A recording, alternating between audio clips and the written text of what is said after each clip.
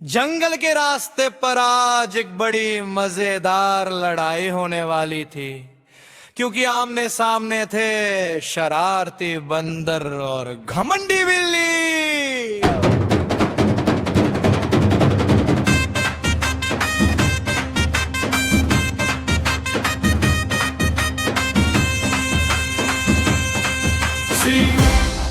टकराव, दिल्ली, थोड़ी नखरीली आवाज, जरा साइड हटो, मैं जंगल की सबसे तेज दौड़ने वाली हूँ। बंदर मजाक उड़ाते हुए, अरे वाह, और मैं पेड़ पर सबसे तेज चढ़ने वाला हूँ। रास्ता मैं क्यों छोड़ूं?